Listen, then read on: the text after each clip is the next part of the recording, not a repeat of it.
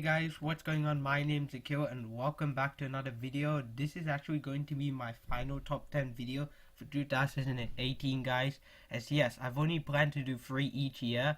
So next year in 2019 will be again 3 top 10 videos. I've actually planned when I'm going to do them, guys, but I'll talk more about that when the time comes.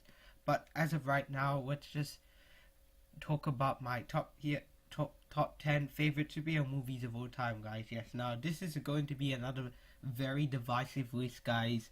I know there might be some movies here that you wish were higher, or some that you wish were lower than others, or some that you were probably angry by or shocked by, and you guys might definitely disagree with me on at least one or two of these films on this list, guys. So yeah, but anyway, let's just get onto it. Here's my top 10 favorite superhero movies of all time. Alright, starting off at number 10, we have Spiderman Homecoming. By far the best Spider-Man movie ever made, period. I mean, I haven't seen Into the Spider-Verse, so I don't know how that is yet. So, as of right now, Homecoming is still my favorite Spider-Man movie ever. Yes, I do like it more than Spider-Man 2 and Spider-Man and Spider-Man 3 and whatever other Spider-Man movies out there, which isn't saying much, because considering that there's been like 2 Spider-Man franchises and they finally got it right. And pretty much what I'm trying to say, guys, is that out of like the 6 Spider-Man movies, including Homecoming, like, that still isn't saying much, because Amazing Spider-Man 1 wasn't that good. I never even finished watching Amazing Spider-Man 2. But apart from that, the original 3 Spider-Man movies directed by Sam Raimi, those are the only ones that were good. And I actually really don't just like, but absolutely love Spider-Man 3. I don't know why. There's something about third installments in franchise, guys, that I love. I don't know if I said that before, but anyway, whatever. I'm saying it now again. So yeah, but still, Homecoming is still a great film. Michael Keaton is great as Vulture. Robert Downey Jr. always great as Iron Man. But really, we get to see this version of Peter Parker actually go through high school and face the normal high school problems, a normal typical day-to-day life of a high schooler, guys. And that's what I love about this movie. It gives a high school's perspective on being a superhero, not just a normal guy being a superhero, which is what the Raimi films were and the Mark Webb films were kind of about, guys. So yeah, but I really do love this film a lot, guys. It still isn't a masterpiece. I still give it an 8 out of 10. Yeah, I know, right? An 8 out of 10, but it still is a damn good Spider-Man film and one of the best MCU films ever made. Yeah. Alright, number 9 is Avengers Age of Ultron. Now, this is another one of those, this is one of those movies on this list that is going to cause a lot of controversy, guys. Because this movie, a lot of people probably don't like, because it didn't live up to the hype. For me, I thought they did a great job with it. Once again, fantastic character dynamics and interactions. The banter between the characters is great. The humor is on point here. I think this movie was much more funnier than the last Avengers movie, or should I say the first original Avengers movie that came out back in 2012. This movie was by far my most anticipated movie of 2015. Before it came out, I was just like really excited for it. I remember like checking every day. It was like on my iPad, or like my mom's iPad or something like that, whatever, on an iPad, like for a new TV spot, and I just kept checking and checking. I was like that hooked to it, guys. I was that addicted, like really, literally, because the first Avengers movie was like so good. I could not wait to see what they did in the next one, and my gosh, they just knocked it out of the park. It still isn't a masterpiece. I would still give it a 9 out of 10, because there's just maybe 1 or 2 little things that could have been fixed. But apart from that, it is a blast of a Marvel movie, one that I absolutely love. This is just a very enjoyable movie, guys. So yeah, and I thought they did it very well. So yeah. So again, Age of Ultron at number 9. Alright, now at number 8 we have Justice League. Yes, guys, the superhero movie that a lot of people did not like, but to tell you the truth, I loved. I thought they did it so well. I thought they got all the characters right. I know some people didn't like how they portrayed Batman in this one, guys, compared to BVS. But for me, I thought he was actually, in my opinion, better than what he was in BVS. Because yes, okay, BVS, I have to admit it, he was really cool and badass and awesome. You know, he was just kicking ass, throwing people left and right, guys. Yes, he was just awesome. He killed people, which is also why, yes, he killed people, guys, in BVS. Spoiler alert, in case you haven't seen that movie. But I felt like in BVS they took the character of Batman to a totally different level, guys. In Justice League, I felt like they toned it down a bit, or should I say a lot more, so that he can just be a nice guy. And that's what I like about Batman, guys, in this movie. He's just a nice guy, but still, he's still pretty hardcore Batman when he needs to be, especially at the start of this movie. That was a fun scene, guys. I enjoyed that scene. But what I loved about this movie so much was like what I said about Avengers Age of Ultron, and it's the team dynamic. I really did like that, how they captured it so well, and it was so great to finally see Batman, Superman, Wonder Woman, and Flash on the big screen. Yes, and of course it's so great to see Aquaman and Cyborg there too, but still, to see Batman, Superman, and Wonder Woman and Flash on the big screen together, oh, I was just like in heaven. Throughout the whole movie, I was just in awe of what was going on. And no, I didn't hate any single scene. I didn't hate Stephen Wolf, guys. He was just one of those villains where you didn't really want to care about him, but I still got by what he was trying to do, guys. Yeah. The only issue I have with the movie is the runtime. If the movie was longer, I would have loved it. But apart from that, it's still a great film. And once again, a 9 out of 10. I love it. So is Age of Ultron. So yeah. Now, apart from those two movies, Age of Ultron and Justice League, the rest of the films on this list, I think, are either liked or loved by not just fans but critics and also the general public alike. So these films, I think, are kind of acceptable to be on the top 10 favorite superhero movies of all time list. Yeah. But anyway, let's move on. At number 7, we have Avengers Infinity War. Yes, guys. The culmination of 10 years of build-up has finally led to this movie, and oh my gosh, once again, they delivered. They knocked it out of the park. Josh Brolin as Thanos. By far, Thanos is my favorite MCU villain ever. I'm sorry, Loki is also good. Winter Soldier is awesome. But for me, this villain is just amazing. You really get a different kind of a villain, guys. And it really did feel like Thanos' movie at certain points, guys. I wouldn't say it is Thanos' movie. I know a lot of people think it is. But there were times where I still felt it was more of an Avengers movie. But when they showed Thanos, it worked so well. Once again, I'll say it again, Josh Brolin knocked it out of the park as Thanos. And as for everyone else in this movie, they were so good in this movie. And once again, team dynamic, the character interactions were on point. You will notice, or should I say, you might already see a trend, guys, a similar trend between like certain movies that I not just like but love. Yes, I can say it now. I love those big action team up movies with great superheroes and all that. That's why I really love Justice League and Age of Ultron. I'm just a sucker for this big superhero team up movie, guys. So yeah, but in Infinity War, they delivered on so many fronts, guys. They did it so well, and by far one of the best endings I've seen in a movie.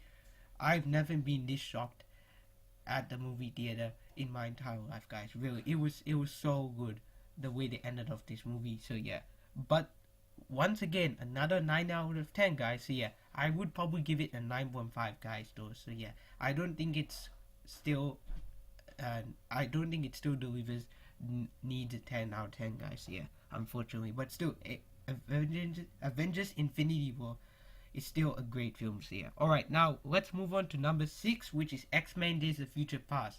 By far the best X-Men film in the franchise, not film with Wolverine. We'll get onto that actually up next, because up next is another film, X-Men related film, but as a film with the words X-Men in it, or should I say X-Men in it as a title, it's the best one. Days of Future Past is by far the most like craziest and biggest X-Men film apart from Apocalypse, that is. Like, people say X-Men Apocalypse is big.